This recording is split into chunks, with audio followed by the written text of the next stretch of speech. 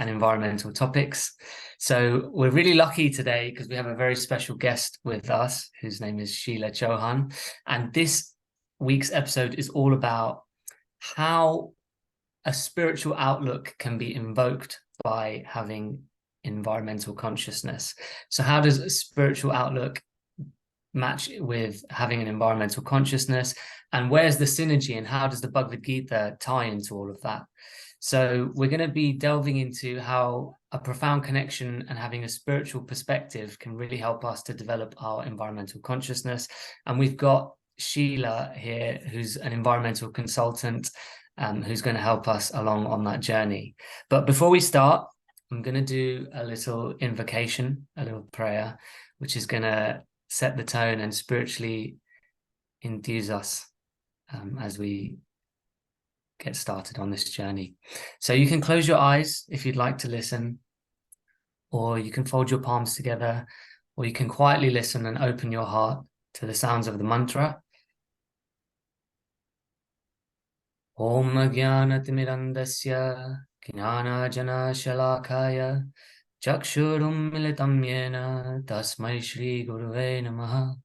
Shri Chaitanya Manobhishtam Stapitam Yena Bhutale Swayam Rupa Kadamayam Tadati Swapadantikam Vandeham Shri Gurun Shri Yutapadakalam Shri Gurun Vaishnavamscha Shri Rupam Sagrajatam Sahagana Raghunathanvitam Tam Sajivam Sadvaitam Savadutam Parijana Sahitam Krishna Chaitanya Devam Shri Radha Krishna Padan Sahagana Lalita Shri Vishakanvitamscha Namo Om Vishnupadaya Krishna Prastaya Bhutale Shrimate Bhaktivedanta Saraswati Namine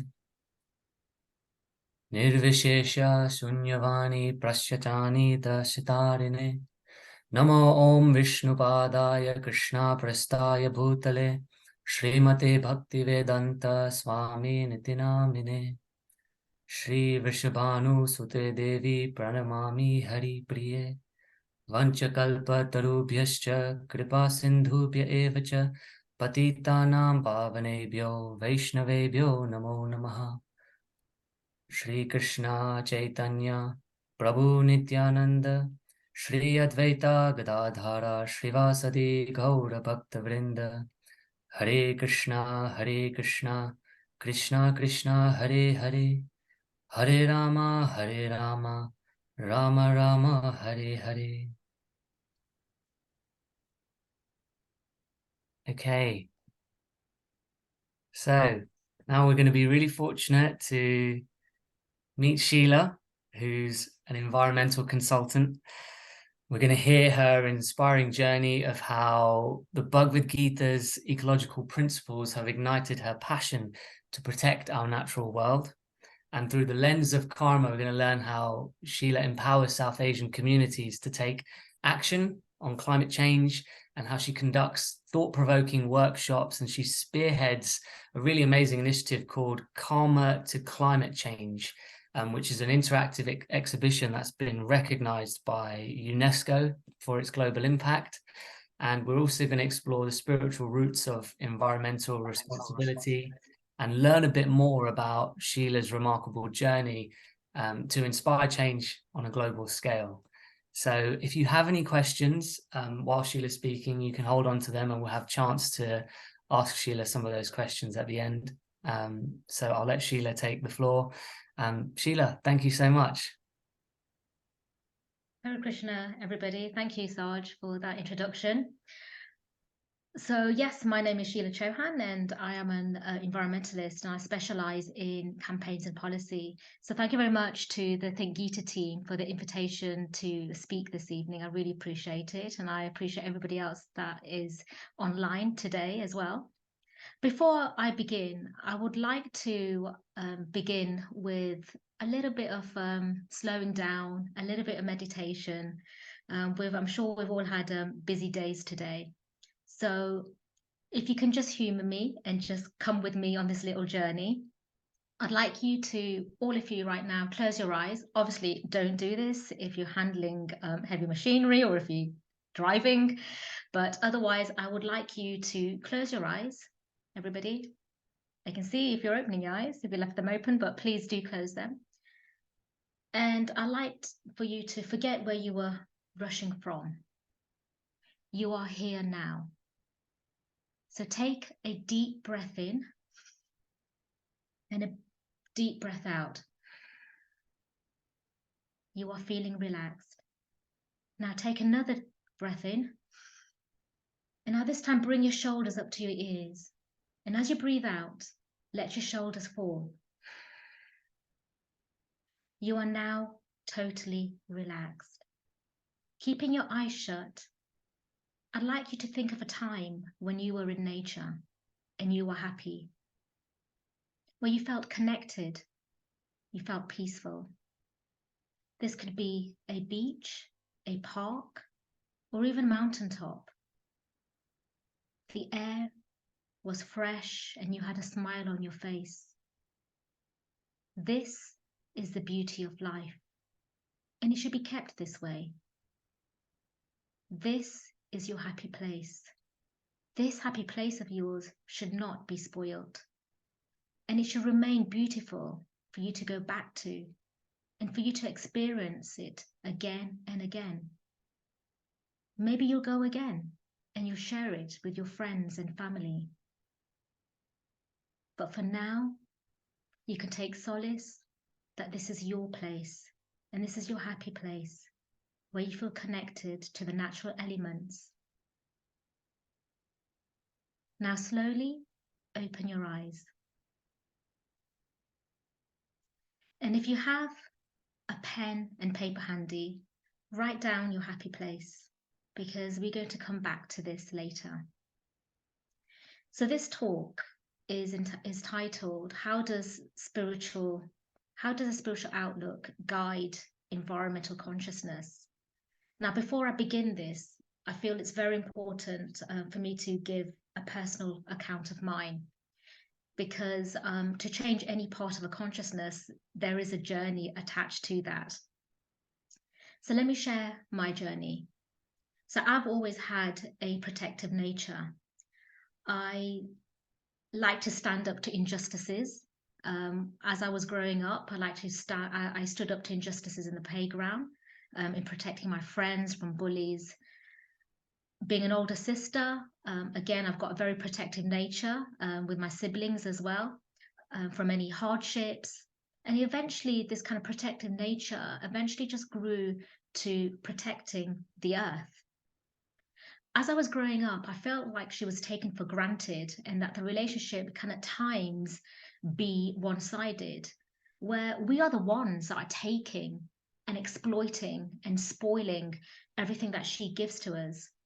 And I recall that as a child, I remember seeing on the news that there was a hole in the ozone layer. I don't know if you remember this, anybody, but there was a great big news alert, hole in the ozone layer, and it was all due to these CFC gases that were actually found in aerosols. And it was literally just causing a hole up in the atmosphere. And I realized then at that point, like how fragile the earth actually is. And the cause of like human impact, like we made that hole. So I realized the fragility of the earth and the impact as humans that we could make that could be quite detrimental if we didn't check ourselves. So I thought to myself, who's looking after the earth? So this led for me to go on to study my bachelor degree in environmental sciences, and then after that a master's in environmental law and practice. And I wanted to understand if national and international law was indeed protecting the earth, or if it was just paying lip service, and if protection comes second to economic development. So currently I work for a multinational company, and we're specializing in environmental campaigns and policy.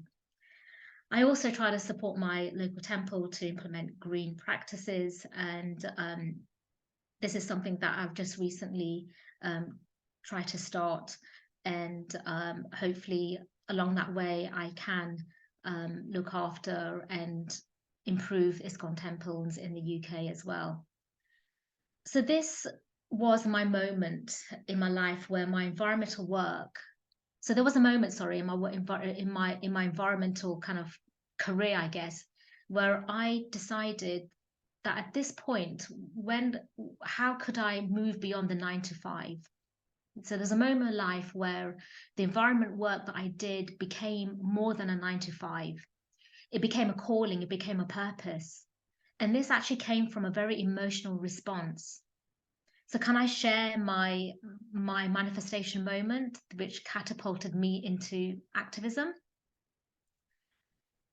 After university, I carried out an environmental project in Kerala in South India. And I actually lived in a very austere place. It was an elephant grass roof hut that I was living in. And I would open up my door and I would see this beautiful Western Ghat mountains spanning across a horizon. The mountains were beautiful. And I would think that I want to conquer it. I want to conquer it by climbing it. So my first attempt, I climbed halfway up the Western Ghat Mountains. And I was told by local people living on the mountain to go no further as bears were spotted an hour ago and it's dangerous to continue. Disappointed, I climbed back down the mountain. But I'm not a defeatist. So a week later, I started my second attempt to climb the mountain. But on the path this time, I spotted snakes in the undergrowth. So I had to abandon the trek again. Disappointed, I climbed back down. A week after that, I tried again. It was my third attempt and I took a different route. And guess what? No bears, no snakes. I made it to the top. Now, rather than feeling proud, I felt humbled. Rather than feeling like a conqueror, I felt conquered.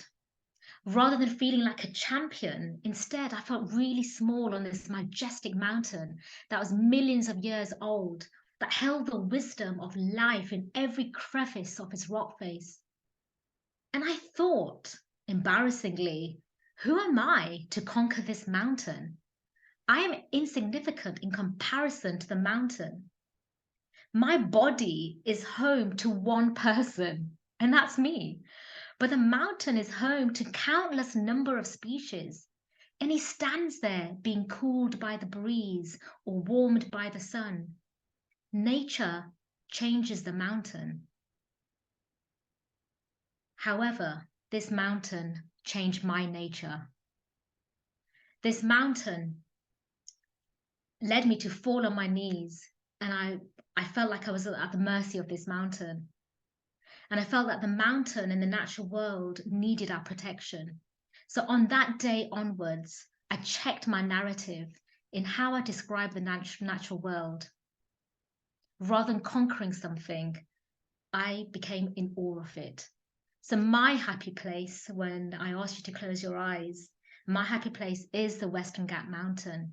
And it was the beginning of me connecting the dots between spirituality and environmental consciousness.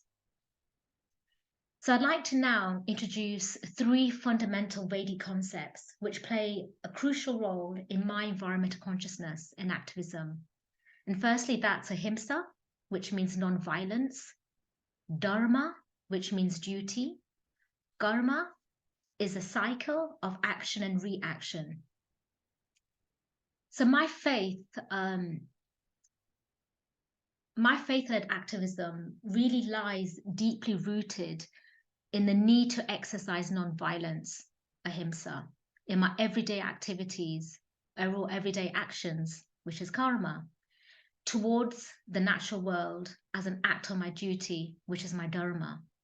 So in the Bhagavad Gita, chapter 7, verse 8, Lord Krishna actually says that I am the original fragrance of the earth. I am the taste of water. I am the heat in fire. I am the life of all that lives. So we understand that the earth and the natural elements is the energy of God, Sri Krishna, and it is therefore deemed sacred and worthy of our love, respect, reverence, and protection. And we too are part and parcel of the divine. So personally, I see the hand of divinity in nature every day. So what do you think this actually means? How can we can connect with Krishna every day, but how? Well, he says that I'm the taste of water. So when we take our morning shower, we can say, thank you, Krishna, for the lovely clean water that we have, the warm water. When we drink water, we can say, thank you for providing me with clean water to quench my thirst. When we are cold, Krishna says, do not fear, I'm the heat and fire. That same fire helps to cook our food. But when I read the scripture and I see what human race is doing, it's completely the opposite. So let me break this down for you. Like I said, Krishna says in the Bhagavad Gita, I'm the taste of water. But the clear water is being polluted with chemicals and plastics, degrading water quality and rendering it toxic to humans and aquatic species. It is said that by 2050, there will be more plastic in the ocean than there is fish. Krishna says, I'm the fragrance of the earth. But in reality, his land is being destroyed through mass deforestation for cattle grazing, or extraction for oil, or minerals, or even reckless fly tipping and litter that we can just see like down the road. Krishna says that I am the life of all that lives.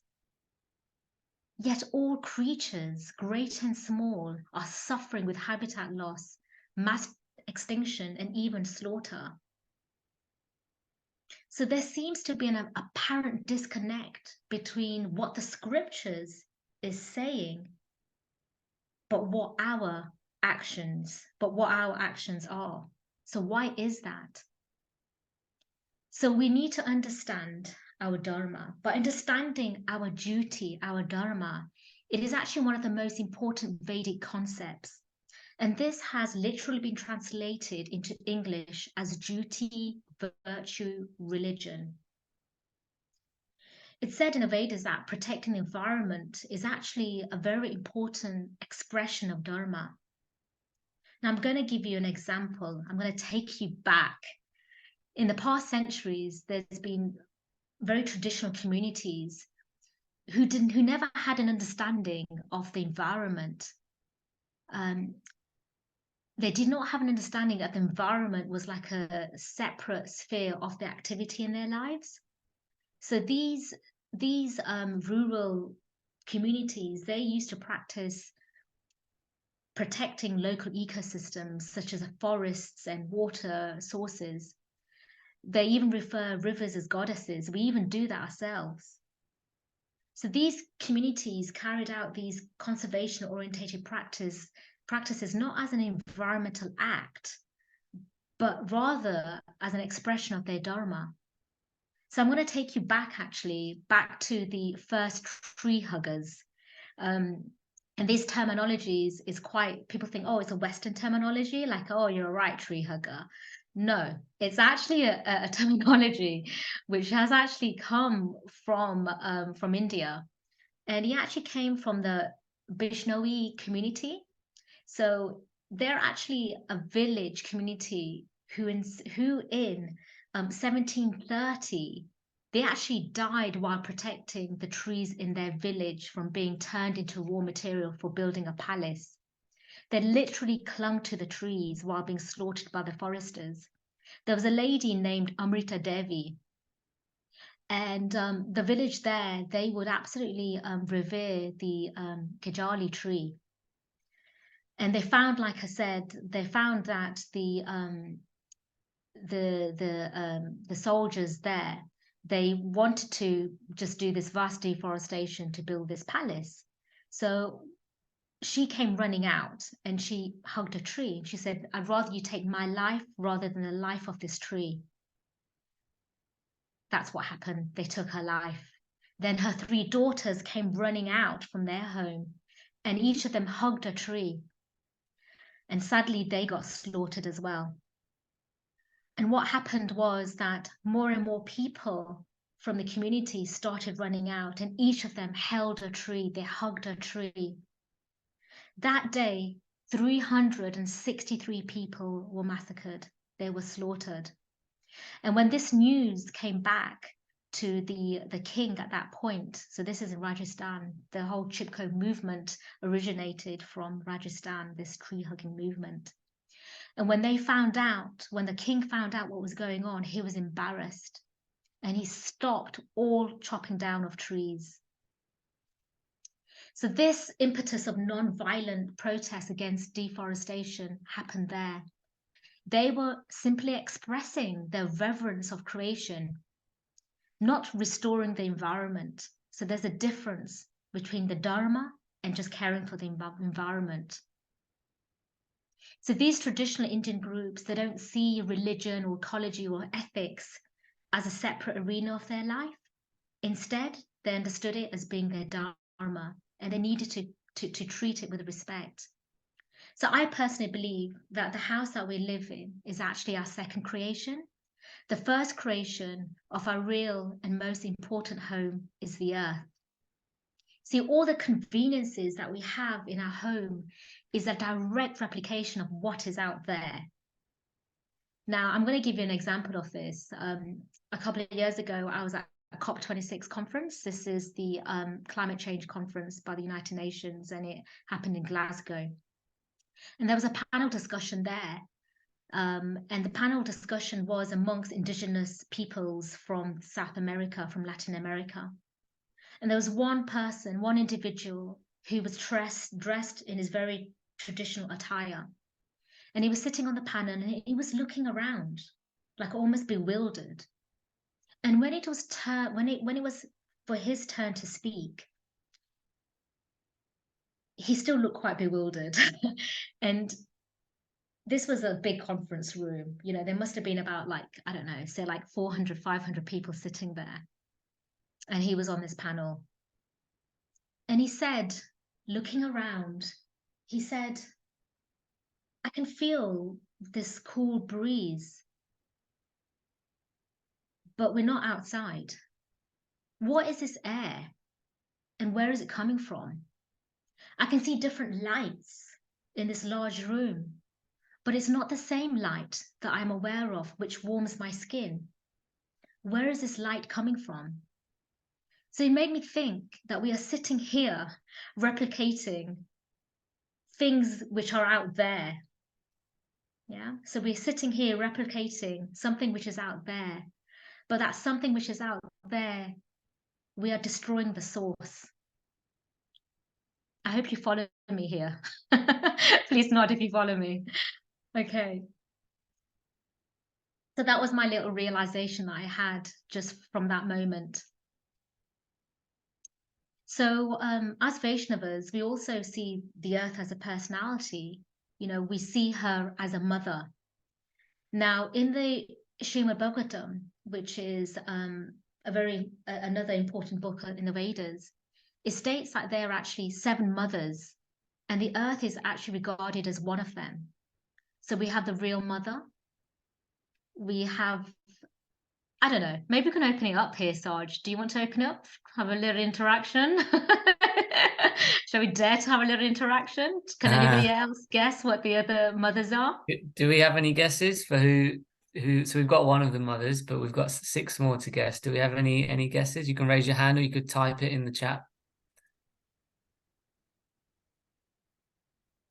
Cow is one of them. We've got from Yeah, that's Vindhyavali. right. Cow is one, mother cow. Okay. Is who else is it? Is it the? Have we said Mother Earth? We said that, haven't you? Yes, the earth. Someone said the guru's wife. Correct.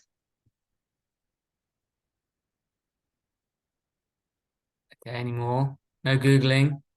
We've got cow, the guru's wife, Mother Earth. There's personalities like Mother Ganges, but does that count as that counts as Earth, right? That probably just counts as earth, yeah. Okay. Yeah. Okay, I'll I let you count know that as then. half a point. Yeah, half a point for you.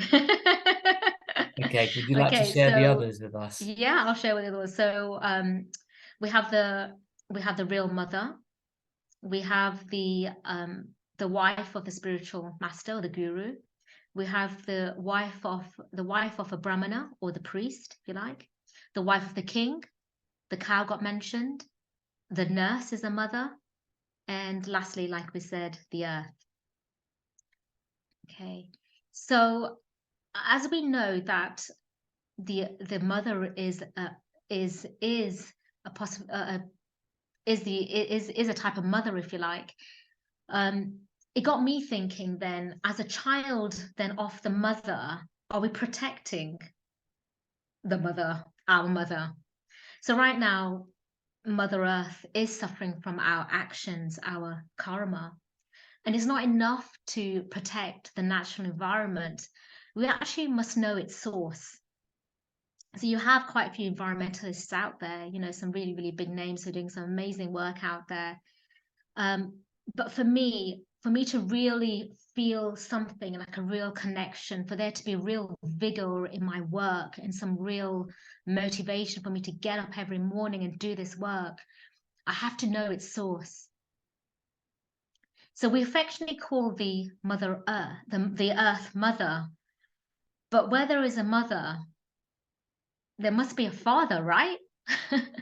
So in the Bhagavad Gita, in chapter 14, verse 4, Krishna says, I am the seed-giving father, and nature is the mother of all living beings in all shapes. So we know now that Mother Nature has enough foodstuffs for all of us to be nourished and to be satisfied. And the Father is Sri Krishna. So it is the nature of a mother to be selfless and to give unconditionally. Isn't that right? We recall our own mums. So even though we are there taking, exploiting her and, you know, damaging her, she still gives us so much unconditionally, just like a mother does. So I'd like to labor this point a little bit more. So a disciple of A.C. Bhaktivedanta Srila Prabhupada, who's a founder, teacher of the International Society of Christian Consciousness, he was asked about the connection between God and nature. So one of his disciples, a devotee, asked him, can we worship nature alone? So Srila Prabhupada said to his disciple, now, if I was to leave my spectacles on the chair and I walked away, what would you do? So the disciple said, well, I'd move it from the chair to the table so it doesn't, you know, no one sits on it, it gets broken. But he said, why is it important to you if it gets broken? So Srila Prabhupada asked the devotee, the disciple, to you, why did you move it? The disciple said, because they belong to you and you need work. So with a little bit more probing, the disciple eventually learned that the lesson is that whilst the spectacles are not the guru, but because the spectacles belong to the guru and they are important to him to carry out his work, then they're important to the disciple. Similarly, the earth is the energy of Krishna, and just like those glasses, we want to protect it because we know to whom it belongs. Do you follow? Okay, so therefore the earth is sacred and we should love, protect, show gratitude. And these are all virtues.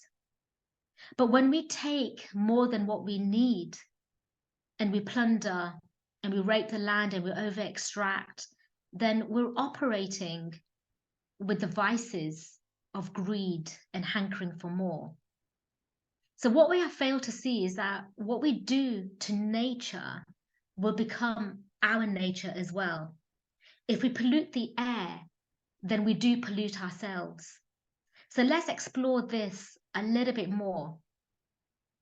So again, in the Vedas, it teaches about the 5 great elements of space, air, fire, water, and earth.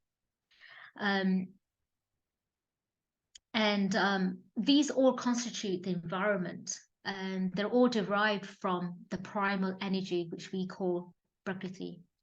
So each of these elements has its own life and form. And together, the elements are interconnected and they're interdependent as well. And another part of the Vedas, the Upanishads, explains that all of these are interdependent. And so we recognize that the human body is composed of and related to these elements, and they connect. Our human body is connected to each of those. Those 5 elements is connected to our 5 senses. So, for example, the human nose is connected to the earth, the tongue to the water, the eyes to fire, the skin to air, and the ears to space. Now, this bond between our senses and the elements is a foundation of our human relationship with the natural world. So the nature and the environment, they're not outside of us. They're not alien to us or hostile to us. They are an inseparable part of our existence, and they constitute our very bodies. So our 5 senses connect us to the earth. So if we stop polluting the rivers and waters, the waters, the air, our senses connect to that. So we are then inadvertently polluting ourselves. So that's the kind of issue that we have here, and that's the kind of realization that I've had here as well. I mean, I can go on, but at this point, if there's any questions that you might have, happy to take them. But yeah, I'm happy to carry on. But at this point, I realize that I have been talking for about 25 minutes. I mean, I was enthralled. I didn't even realize you were talking for 25 minutes. So I'm sure we could all hear a lot more. I think thank you so much for sharing your incredible origins as well, how you were surrounded by the Western Ghats, and how that experience humbled you. And you seeing the hand of divinity in nature every day in that way. It's really, really inspiring, because I think it's very easy. We're so materially orientated and ego driven that we forget. Even myself, I've forgotten the environmental message of the Bhagavad Gita, and how you touched on it so beautifully. How you said religion, ecology, and ethics are intertwined with your duty and our dharma to the environment. It's very easy for us to forget that when we're replicating it synthetically in houses and buildings and correct whatnot. Yeah, we forget our source. And actually, you just said something right now which is made me think of something, which was about how our kind of like vices is creating this kind of like this environmental crisis. And I personally really believe that the environmental crisis is a crisis in the human spirit. Completely. Only because I feel like we've replaced our virtues of compassion, gratitude, care, instead with greed, with envy, with impatience. We want things quicker and faster. We can't wait. And maybe that's a world. Maybe the way of the world at the moment is technology, and we need things fast. We can't wait. So all of this means that yeah, I guess there's this like real hurriedness, isn't it? We're kind of moving away from the kind of like the simple living, the kind of, this is why I wanted at the beginning, for those that are actually tuned in at the beginning, just to take a step back and actually just to kind of internalize. We're always rushing, so yeah, I really believe that also that the pollution that is outside of us actually began from somewhere. It just wasn't just there. The pollution outside of us is actually inside of us. It began. When I talk about the pollution inside of us, I'm talking about those vices that we have, which has then led to the pollution on the outside. So in order for us to tackle the stuff that's happening out there in the environment, we need to take a step back and look at our own lives. Have a look in the mirror. Completely. I really resonate with that. I heard Gaur Gopal Das say this in a talk on the environment. He said things are meant to be used and people are meant to be loved. That's what they say. But in the world today, things are loved and people are used. to get those things, not just people, but trees, animals, water bodies. There's a disconnect between a material and spiritual, which is causing a lot of trouble. But Absolutely. I think I've got I mean, we could talk all night about this, but I think we're going to open the floor up to some questions. I've got Trisha here, who's a marketing manager for a sustainability organization. So I think she's much better placed to be asking you the questions on this topic. And I'm going to hand the floor over to Trisha. So thank you so much, Sheila. Thank you.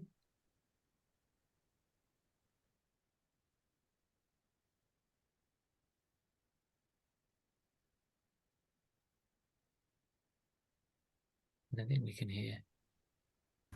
Oh, sorry. Schoolboy error. So thank you so much for your thoughts, Sheila. They were really thought-provoking.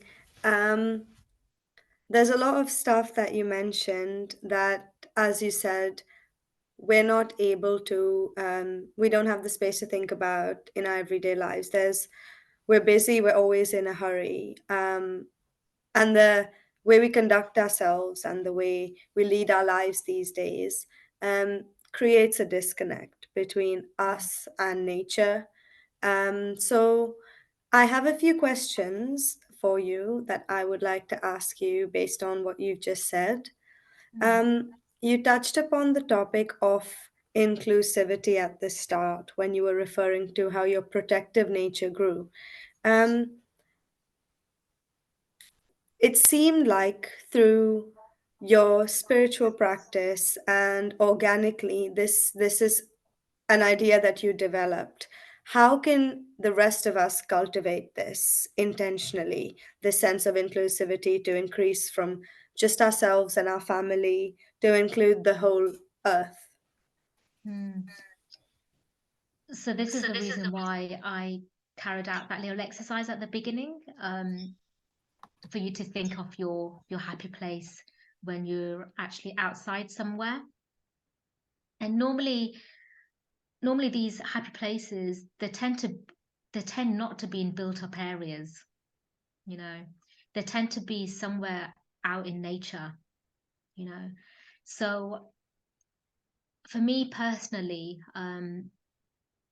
what helped me build my relationship with the natural world was something just simple, something simple, which, you know, what's helped me feel good.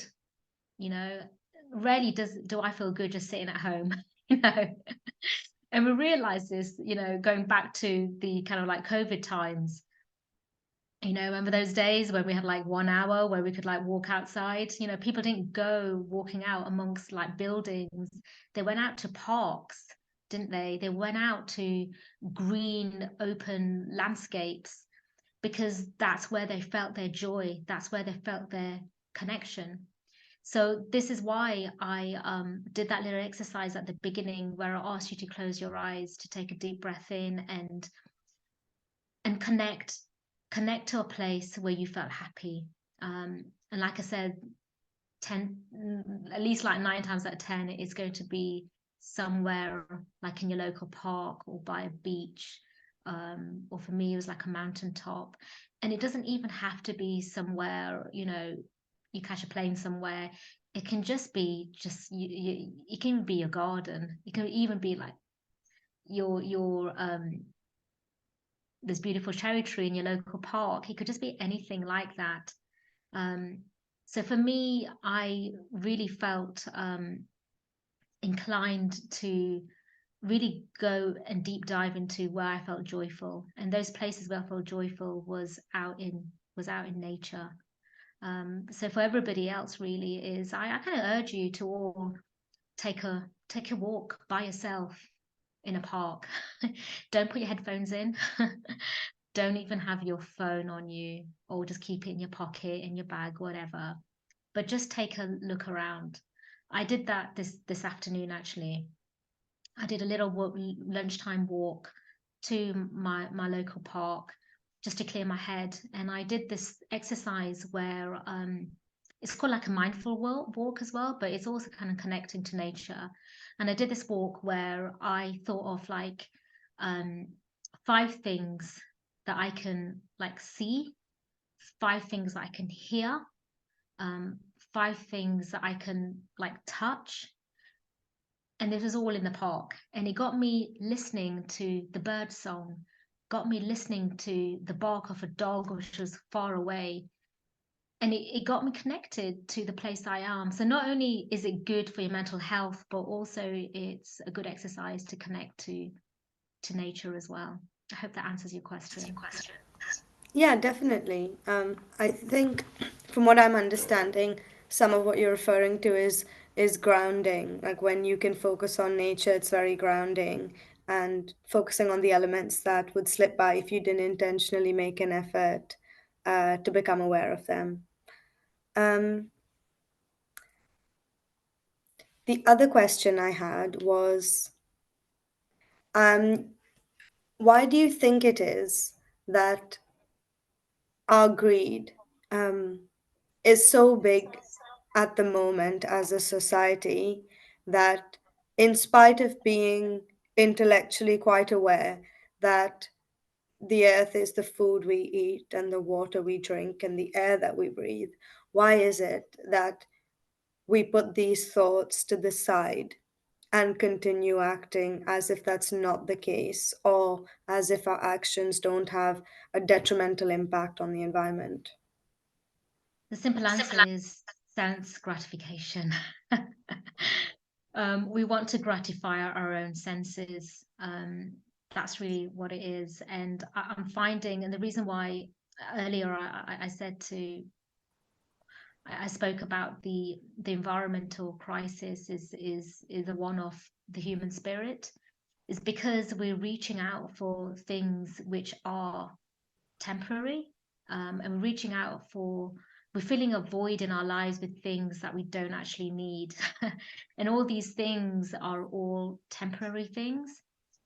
And I really believe that we can satisfy our every need without compromising the environment. But unfortunately, we're doing the opposite at the moment. I mean, in kind of like everyday terms, you see, our actions does have a detrimental effect on the environment, and sometimes we don't see it like firsthand. You know, it could be that the impact could be felt somewhere else. You know, like the pollution. Normally, you know, the pollution that is created, I guess, in the Western countries is kind of felt elsewhere. You know, like for example, the communities are living off the Pacific Islands. You know, their communities and land is just underground, sorry, under the water right now. You know, and we don't feel, and that's the reason why that we don't do anything urgent. The reason why is because we're not feeling it here and now. You know, okay, fine, we get crazy like hot weather, but we all love it. Actually, this is climate change. If it carries on like that, there's nothing to love about it. It's going to become really uncomfortable. So that's the issue. The issue is that we are not feeling the I guess the effects of our actions in this country straight away. But just know that these actions are being felt in other countries, and other communities are suffering because of it. So we have to open our eyes a little bit more, and we have to become a little bit more aware of our actions as well. Yeah, thank you. Um, you talk about countries. In some ways, it's easy to perceive that the UK or Europe is quite ahead when it comes to being environmentally conscious, when it comes to regulation, things like that, becoming carbon neutral. Um, and hence may want to put the responsibility onto the other countries that don't necessarily have the ability to be as progressive when it comes to the environment. Um, what would you say to that when it comes to countries that have the opportunity to lead the way, and how can they take more responsibility and do better in that sense that you're referring to. And this actually ties in with the question we've got from Bharti in the audience, asking what should and what can be done to bring back the earth to what it was earlier from what it has become. Yeah, I mean, these are really big questions, which is why we have the Conference of Parties, United Nations Conference of Parties. These are really big questions, and like it's unfortunate that the way it is at the moment, you know, the global kind of north are creating the problems, and yet the global south are suffering or feeling the impact of it. I really believe that, you know, going to the climate change conference, that we can't rely on the government to actually make these changes. They're not, you know, COP, I think we're on what, like COP 28 now or something, and that basically means 28 years. You know, we've been having these like conferences for the last like 28 odd years, or 29 years. That's basically what that means. So these governments, you know, these government heads are coming again and again every year to talk about the same thing. Yes, we've made a little bit of progress, but not enough, you know, not enough. And I really believe that when I did go to that climate change conference, I saw the power in the people. I didn't see the power in the government. I saw the power in the people. I saw the power from the grassroots groups there, I guess. As that's where I saw the change from happening. So rather than the change happening from up down, the change can happen from the bottom up. So Yeah. I really believe that is really where. So in terms of the other question that we had was from Bharti, in terms of what can we do, you know, there's actually the definition of sustainability. Again, the definition of sustainability, the Western folk thought they created it. Yes, every individual and corporation. Yes, thank you. So yeah, so I realized that the definition of sustainability that we see right now comes from like the Western country, if you like. You know, where I remember when I was at university, you know, it was in the textbook that I read. But it's only when I started going deeper, you know, into my own faith. My word, the terminology of sustainability is actually in our Vedas, right? So it's actually in the Vedas, it's actually in the Vedic scriptures called the Sri Ishopanishad. And I'm going to read that little bit out to you. And if we can all do this, we're on our way. And it says in the Sri Ishopanishad, it says that every animate or inanimate, everything animate or inanimate that is within the universe is controlled and owned by the Lord. One should therefore accept only those things necessary for himself, which are set aside as his quota. One should not accept other things, knowing well to whom they belong. So basically it means take only what you need, do not take anything more, for you know to whom it belongs. And so we have that definition of sustainable living right here. It's not a modern concept. It's actually in our Vedas. When I learned about that, honestly, I laughed out loud. I was just like, my word, you know, I'm not saying like my studies were nonsense, but you know, you know, the kind of empirical studies that we have at university. But it made me think, my God, you know, it's always been there. You know, it's not a modern concept at all.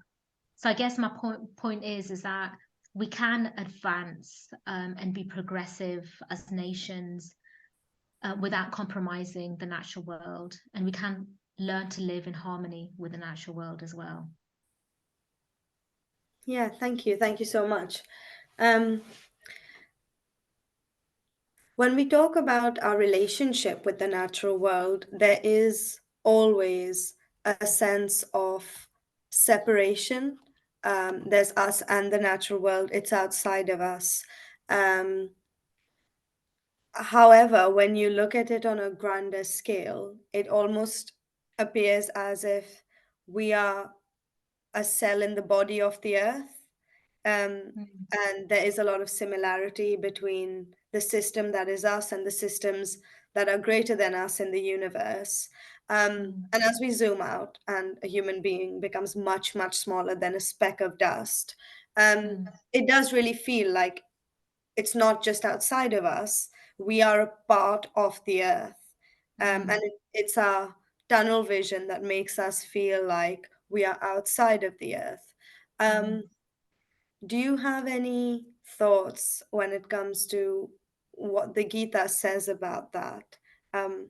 About not only the relationship as a mother or as the giver, but how we are, as I mentioned, a cell in the body of the earth. That's just beautiful. I'm going to write that down. That is actually just really nicely put. So you said, just repeat that again. We are the cell?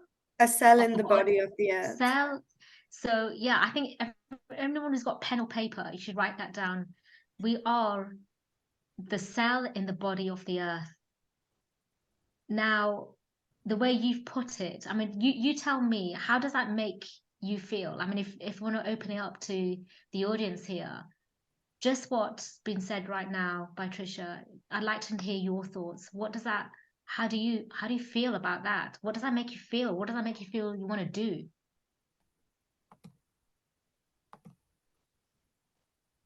You can unmute yourself and yeah, let's just talk about it. I love Would that. anybody like to share that experience or that the idea being a cell in the body of the earth? How does that make you feel?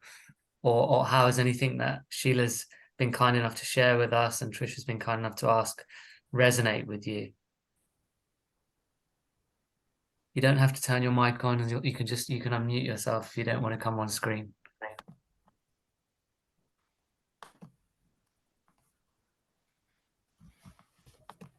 Or you can type it in the chat.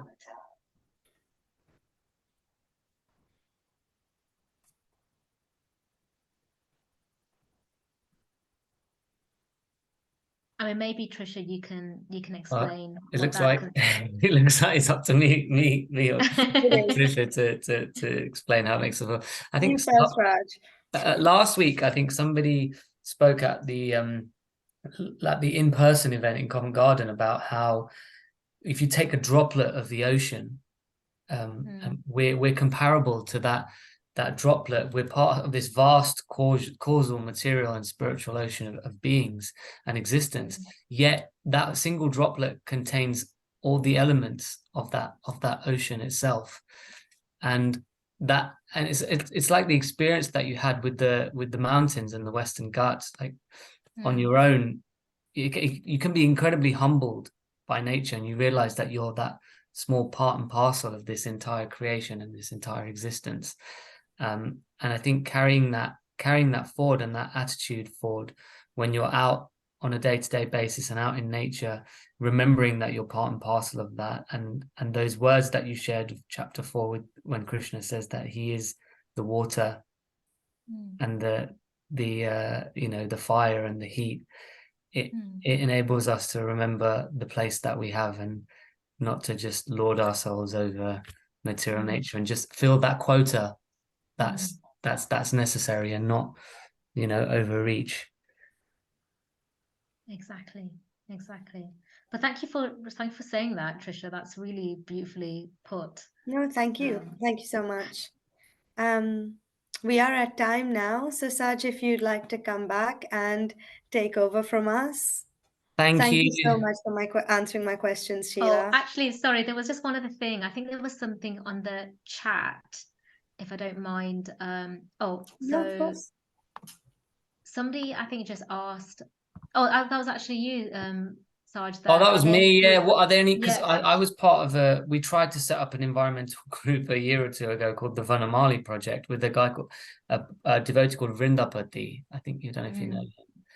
But anyway, the idea we had was, let's create content, let's raise awareness, and we put all this responsibility on ourselves, and we realized that then you have to be consistent with creating content, and it's sometimes easier to plug into an initiative or an organization that's already got a bit of traction or a bit of, you know, clout per se, or is already making a difference, or has gone through those steps that you could potentially plug into. And I know you have your own initiatives that have been UNESCO recognized. So anything that you'd recommend?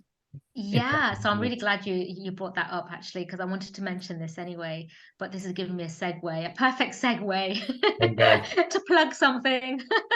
So I'm actually a part of a group called the Eco Bhakti group. And we've been, Eco Bhakti. So you just go online and just type in ecobhakti.org. I'm not sure whether they've got a website right now, but if you just tap in that, I think we might have something. But you can just contact myself or maybe the Think Gita, and I can kind of mention something a little bit about this. But I think it's like a mailing list that we have at the moment. But you can join us. There's actually the Eco Bhakti group meets like every month. Actually, it's happening today right now, but I've had to come on here. That's one we can look into. Yeah, you can definitely look into that. We're just like-minded people. Fantastic. That come together, and we formulate like initiatives. So have a look at that. You can Google it, Eco Bhakti, and follow the trail. But I'm just conscious of time because we've just run over. So thank you so much, Sheila, for sharing your insights with us today and taking time out. I really appreciate it. Jay, I think you've put your hand up, so maybe you can pop something in the chat if you wanted to. But I'd just like to remind everyone that we've got in-person events at the end of each month. The next one is on the 26th of October in Covent Garden. There's more wisdom talks happening online. I think we have SP Keshav Swami, who's going to be joining us on the 19th of October, which is really, really exciting. So please follow us on Instagram, Think Gita, stay tuned with the wisdom talks, and we'd love to meet and see some of you in person at the monthly meetups. Next one's 26th of October in Covent Garden. So thank you so much again, Sheila. Hopefully we can meet you in person at the at one of the Covent Garden events, and I'll definitely be looking up Eco Bhakti this evening. Yes, yeah, please do. We do meet online. Somebody just asked a question. We meet online. Okay, perfect. Okay, There we go. Thank you everyone for joining. Hare Krishna, and we'll see you on the next one. Bye-bye. Bye.